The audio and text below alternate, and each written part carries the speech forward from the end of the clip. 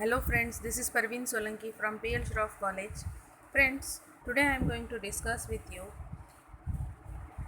the very important rules of debit and credit.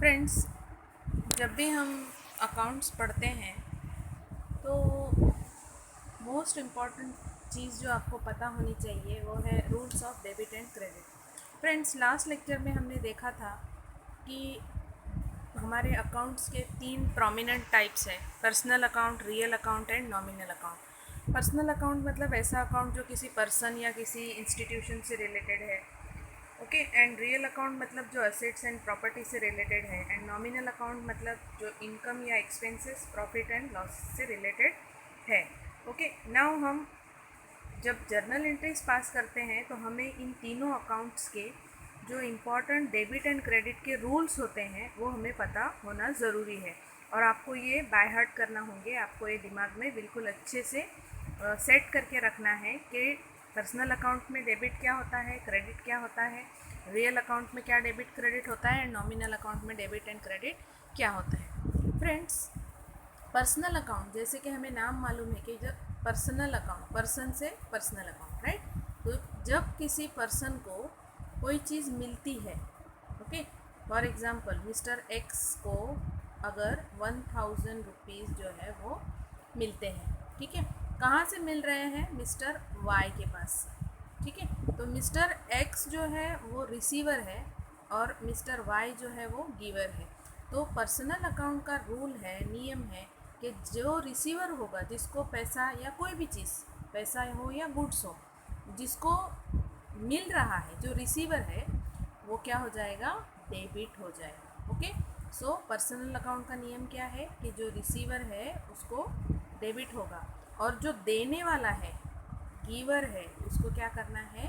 Credit करना है। For example, अगर मैंने आपको 1000 रुपीज़ दिया, ठीक है, तो मैं गिवर हूँ और आप रिसीवर हैं, ठीक है। तो मेरे बुक में जब मैं एंट्री करूँगी तो आप क्या?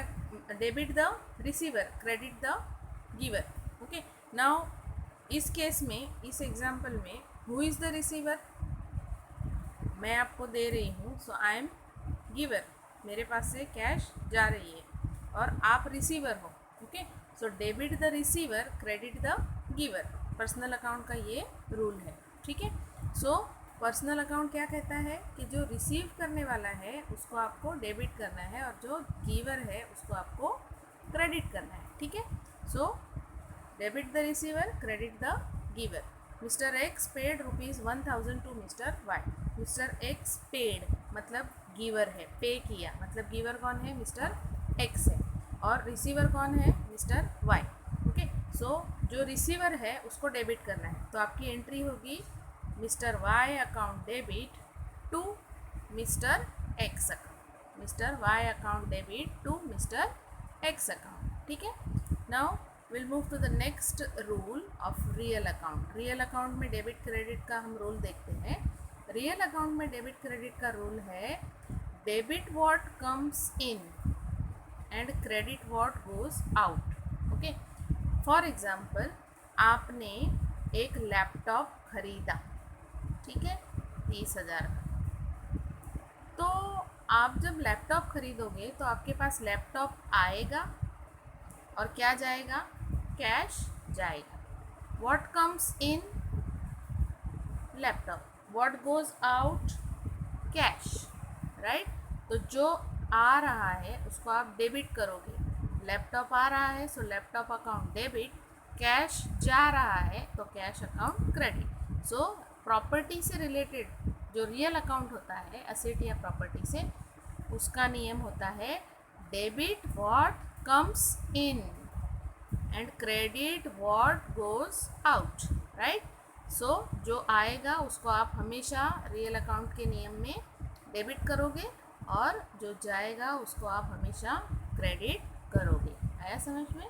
ये आपको अच्छे से ध्यान में रखना है, क्योंकि हम जब जर्नल एंट्री पास करेंगे, जिसको ये तीन नियम अच्छे से आते होंगे वो आराम से जर्नल एंट्रीज का टॉपिक कर सकता है, ठीक है। नाउ नेक्स्ट जो हमारा टाइप है वो है nominal account. Friends, nominal account आपको पता है कि जो इनकम या एक्सपेंडिचर एंड प्रॉफिट या लॉस से रिलेटेड है, ओके। इसका रूल है debit the expenses and losses. अगर आप खर्च कर रहे हो या आपको नुकसान हो रहा है तो आपको डेबिट करना है। अगर आपको फ़ायदा या इनकम हो रहा है तो आपको क्रेडिट करना है, ठीक है।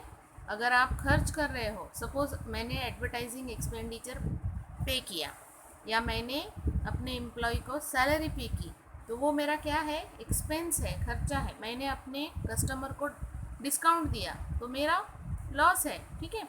एक तरह से एक्चुअली लॉस नहीं है, लेकिन फिर वो मेरा बिजनेस एक्सपेंडिचर है बिजनेस को बढ़ाने का। लेकिन हम यहाँ पे एक एग्जांपल के तौर पे सोचते हैं कि भाई डिस्काउंट दे रही हूँ तो मेरा तो नुकसान हो रहा है, तो या तो खर्चा या तो नुकसान होगा, तो उसको हम क्या करेंगे, डेबिट करेंगे, ओके। एंड जब मुझे कोई फ़ायदा होगा, गेन होगा, उसको मैं क्या करूँगी, क्रेडिट करूँगी। सपोज़ मुझे बैंक से इंटरेस्ट मिल गया, ठीक है, मुझे बैंक से इंटरेस्ट मिल गया, ठीक है। अब मुझे बैंक से इंटरेस्ट मिला तो मेरा फ़ायदा हो गया ना, राइट। क्यों फ़ायदा हो गया, क्योंकि बैंक में सपोज़ मैंने 50,000 रुपीज़ रखे थे और मुझे अभी 2,000 रुपीज़ इंटरेस्ट मिल रहा है फॉर एग्ज़ाम्पल, ठीक है। तो मेरा फ़ायदा हो गया, गेन हो गया, तो क्या हो जाएगा, बैंक से मुझे वो क्रेडिट हो जाएगा, ठीक है।